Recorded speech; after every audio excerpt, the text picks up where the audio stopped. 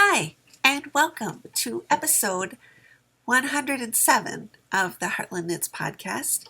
My name is Vicki, but you can find me as Heartland Knits on Ravelry and Instagram. And today is Sunday, May 24th, 2015. I missed an episode last week. I missed recording. I really just wasn't feeling quite right. So I skipped a week, but I have lots to show you and talk to you about this week.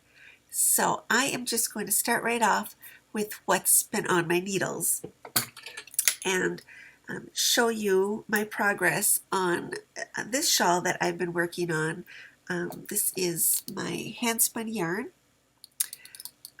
It was hand spun. The fiber was from Lisa Sousa, and it is alpaca and silk.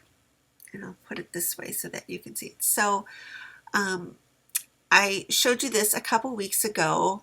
I'm just a little bit farther on it. It's a really kind of pretty lace pattern. This is the Spellbound Shawl by Boo Knits, and I have been knitting on this. I had been using size 5 needles, and I just moved up to size 6 needles. I'm actually, I think, on the last repeat of this lacy stitch pattern before it goes into like a fancy border chart.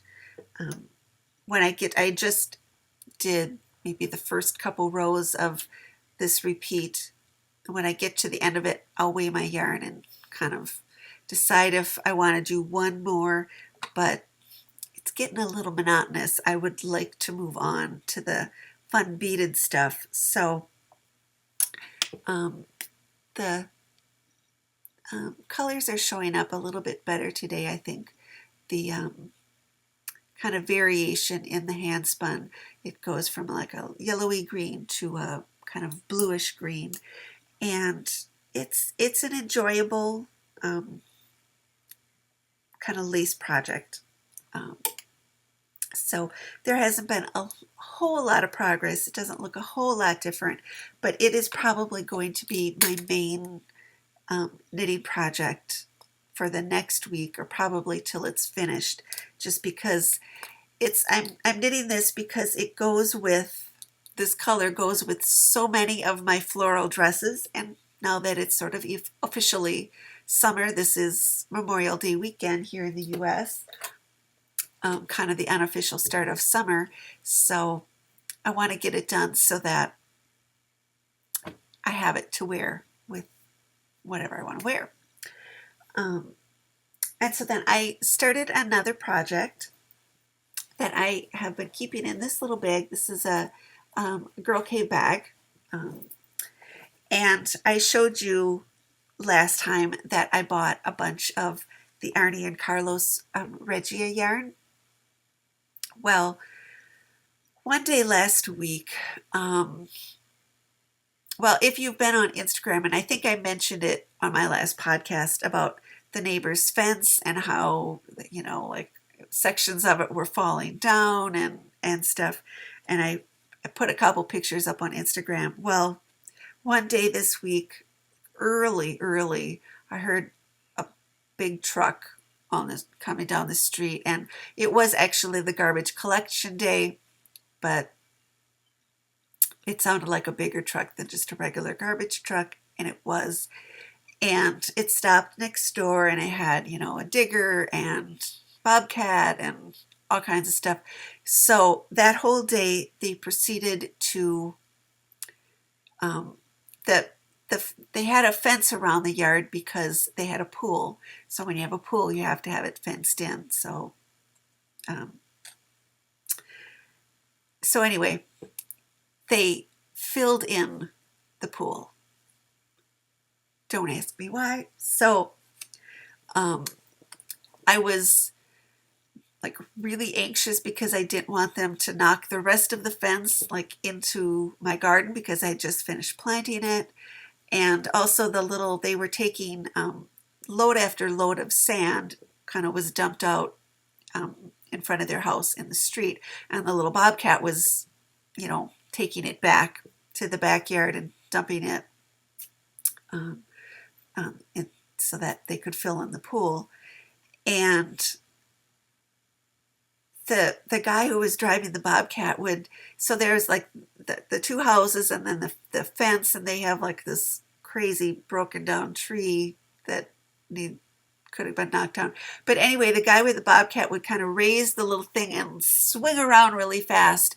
And I kept thinking he was going to hit the roof, the eave of my house. So I was like, really, it was an anxiety producing day. So I thought I just needed some sort of simple like knitting where I could just knit and it wouldn't matter.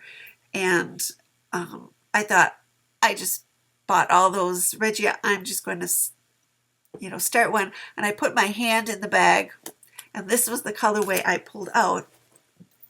So I knit this mostly in one day. I knit it mostly that day. So I have one sock of that colorway done. And isn't it, I just think they are really the prettiest patterning socks. And so this is color number 3654 in the Arnie and Carlos Regia. And I really like how it came out. So I cast on, and I got to about up to here that day. I just knit on this, I put an afterthought heel in the next day along with like the top inch of ribbing.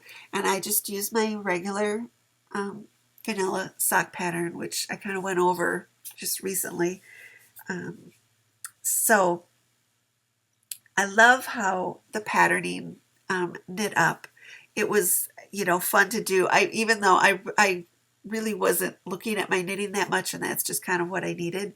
But I really love how it turned out. I'm still not like a total fan of the Regia. I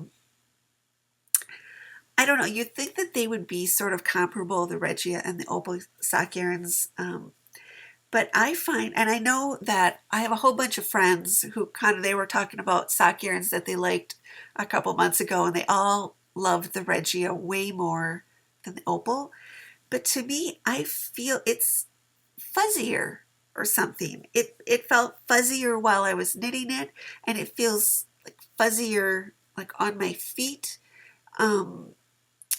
I can feel the kind of like the fuzziness on the bottoms of my feet, and I got the princess on the pea feet, and that's why I knit them to a really tight gauge so that I can't feel the purl bumps.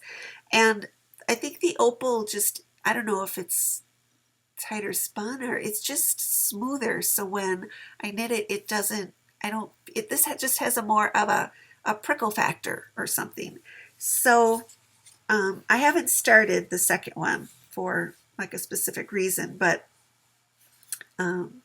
it was really fun to knit. So I'm not really sold on the Regia still, but anyway, I knit this. The gauge is 10 stitches to the inch. I knit it on a size 0.2 millimeter. I use 76 stitches around, and I did the afterthought heel, but they're really pretty.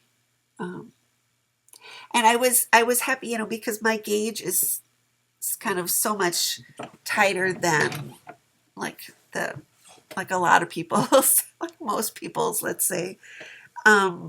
And I've seen a lot of pictures of this patterning sock yarn on Instagram. So I was happy that mine, even with that change in a smaller gauge, it kind of still worked up to being the patterning working up so that it, there's a couple places where, like maybe like here, where the stripes were kind of, you could tell that they were supposed to just be one full round, and it might have been just shy of a round because I had more stitches on. But there's just a couple of those places, and they're not like too terribly noticeable with all this color. So that's what's been on my needles. Do you notice something different? That something hasn't been on my, I don't have to show you on my needles? That's because it's finished. Let me go get it. So what's off my needles, you say? The egg bohus is finished. Yes, it is finished, and I'm not putting it on because it's still just a tad bit damp, and I'm also wearing a black dress, and this is white Angora. I don't think I want to be brushing Angora off of it for the next year. So that's the back. I am really happy with how it came out. Um, I love how the lace on the edge kind of blocked out. I just did a slight scallop. Um, so I love how that came out. The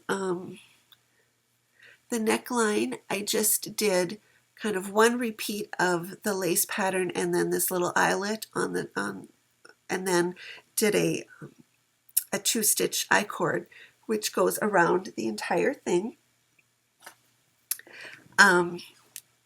So I'm just so happy that it's done. It probably is just shy of a year. I mean, I haven't worked on it. There were long segments where I didn't work on it. I've talked about it so much. This was a kit from Sweden. It's the egg bows. And I changed the edges and the front band. I did it as a steeked cardigan. So I don't know if I can open this up. So that is where my steek is. And that white line right there, that is the crochet line because I did a crocheted steek. The other thing I wanted to just kind of see if I can show you is kind of when it stalled out in March, I was dealing with the buttonholes for the button band. I usually do kind of a bound off buttonhole. It's worked out really well with all the other bohus cardigans that I've knit, and when I did that with this one, because of how this stitch pattern is, they ended up on an angle, and I just didn't know if I could deal with the angle. So what I ended up doing was just a plain eyelet, just it, because the gauge on this was 9.5 stitches to the inch, so that was kind of small. Even though the buttons that I chose are they're not even going to show up. It's just a white mother of pearl that blends in. So I did what's called an elongated eyelet. You can see it, and if I hold this, you can see it's still, it's going on an angle a little bit. It's just the nature of, because of that stitch pattern. But how you work this, you do it over several rows. You work across to where you want the buttonhole, and you do a double yarn over, then work to the end, turn it. So on your private side, wrong side, you work to where you have that double yarn over. You just slip it over, dropping off one of the extra wraps, and then do another yarn over, work to the end. And then on the third row, it's a right side row, work to one stitch before you have the yarn overs, slip that stitch as if to knit, and then go in and knit the 2 yarn overs together, but don't drop them off your needle. You just kind of bring it forward and you pass that slip stitch over the top, and then you go in again and you knit the left hand adjacent stitch to the yarn over with the yarn overs, knit all those together, and so that you get rid of the extra stitches, and it just makes a really nice kind of little bit bigger hole. I'm pulling that open, but otherwise it stays shut. So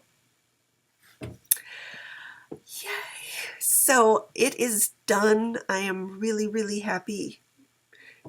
It's not boho swearing weather, but that's okay.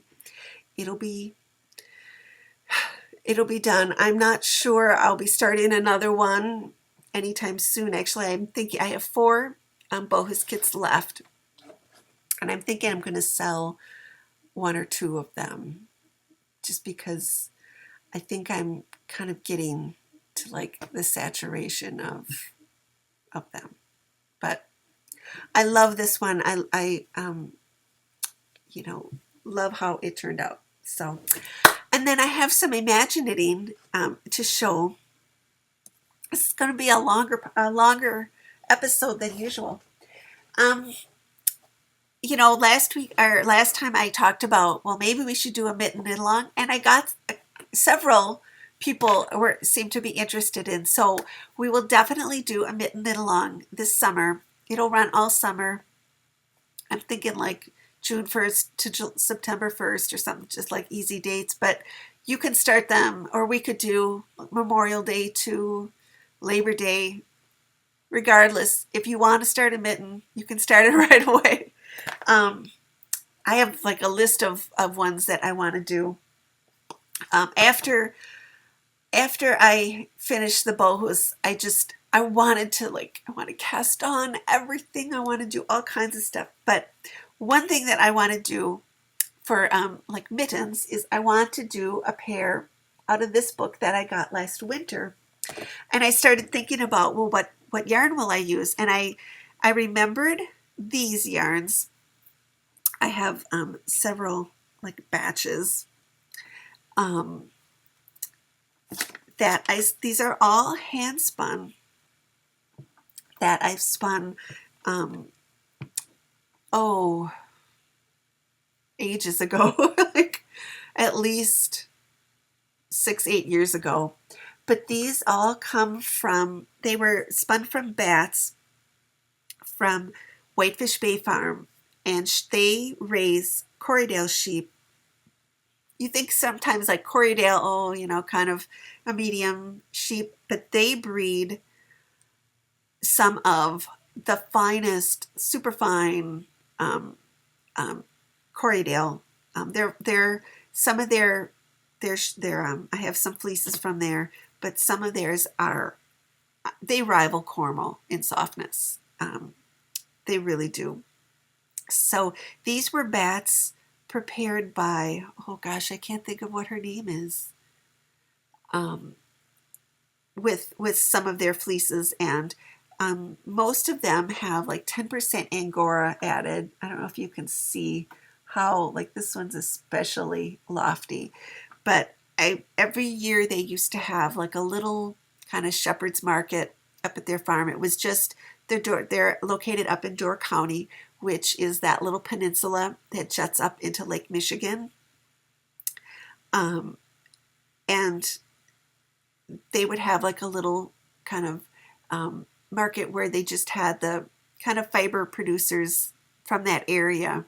It was, a little small thing, but she would make some bats, and they were really, really nicely prepared. So sometimes they were, these were all like different years. I would get a different batch. So there was like the green and white year, and there was this year, the blue is dyed with indigo, and these, so there's they're looking kind of, it's a really pretty indigo blue.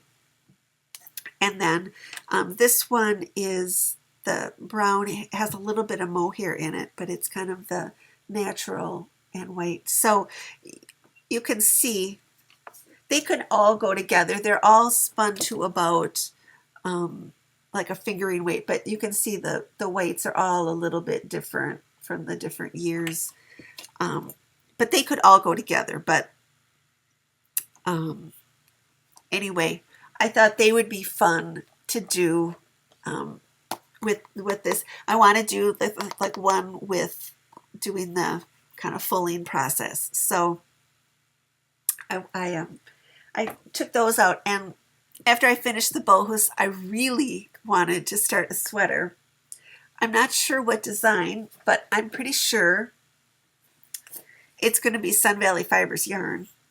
I have 3 batches of her fingering weight yarn that I want to do a sweater. So this is the one that I bought at the January thaw, and it's her fingering weight single ply, and this color is called Refreshing, which is this beautiful kind of aqua teal. So there's that one, and then I have this one, which is also the same base, the single ply, but it is this really pretty blue. This is from a while ago, because this is the Bazinga blue, but this one is before she called it Bazinga blue. She called it Intense. So this was Intense, or what's now Bazinga blue, which is really pretty. And then I bought this one at Wisconsin Sheep and Wool, and this is called Fire Witch, which is the color that she named after the little pink, like I have in my garden. So when I saw that little plant, I had to get it because it matched my yarn. So I'm not sure which of these I'm going to start, but I want to start a sweater. And then I have this yarn that, I said I didn't know if I was going to cast on that the second sock to the Regia sock right away. And that is because I have this yarn, which is a lollipop yarn. It is her color called Blue Skies. And so I took this out. I think it's really pretty, so I might need to cast this on. This kind of goes along with my show and tell for this week, because the 15th, which was a week ago last Friday, was International Fluvog Day. It's really John Fluvog's birthday, and he likes to have, there's if you go to one of the stores, they have parties and pictures and all kinds of stuff, and he gives discounts and free shipping if you're not in a city with a store. And at one point I thought maybe I would try to get up to Minneapolis to go to the whole Fluvog Day thing, but then I got the my Kendras, and I thought, I don't need to. But then that day hit, and it was just too much fun. I needed to order some shoes, so I got another pair of shoes, and so these are my Fluvog Day shoes, and these are called the Sandra, but they are completely and totally different than all my other Fluvogs. And that is one thing, as I'm trying to consciously build a collection and have kind of not repeat, what will I wear those with and not have them kind of overlap, so that I can always be wearing them. I would have worn these to church this morning, but it was raining, so I didn't want them to go out in the rain for the first time. So this is the sole. So anyway, I just thought these were really, really cute and really, really different. I love the colors. This is a shoe that kind of every season he comes out with a different colorway, and I really, really love this one. It's not, well, that's better. It's kind of that blue that matches my sock yarn, which I think these will be a really good foil for wearing with hand knit socks. And then I had gotten the yarn out, and look, it goes with this yarn, and look, it goes with this yarn. So I said it last time, and it's really true. If you just buy the stuff that you love, it all goes together. I think it's the whole KonMari thing, the stuff that sparks joy is just it all gathers together and it all goes. So these were my Fluwag Day shoes. They are so totally comfortable, and they have like the F on there. So anyway, it all goes together. But I think I have probably talked more than enough for this week. I'm going to open a thread about the knit-along in the Ravelry group, which is Friends of Heartland Knits. I also opened a thread about your garden. I would love to see like your gardens. You can do it either on Ravelry in the group, or on Instagram. I'm probably on Instagram more than I'm on Ravelry anyway. So, but I would love to see how, like, what you're growing and how it's doing, and so do that. And let's see what else. Oh, ZK is coming up in a month. I am really looking forward to this. I feel like this is my ZK do-over from last year. That hopefully it will go better than it did last year. I'm going to be teaching a class this year. So I am looking forward. I hope somebody signs up. Like, I hope someone signs up now.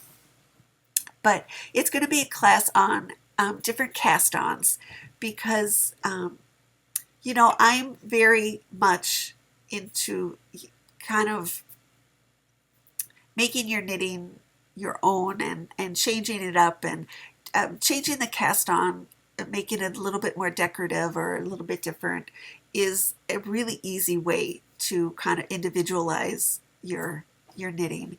And so we're going to do a number of different cast-ons that you may or may not know. But anyway, I hope somebody will be interested in learning those. But I'm really looking forward to that coming up. So I'm going to be doing a couple like little like sample-y things, and like working on that coming up in the next week or two. But I guess that is all there is. Thank you all so much for watching, and until I see you again, from my heart to yours, happy knitting.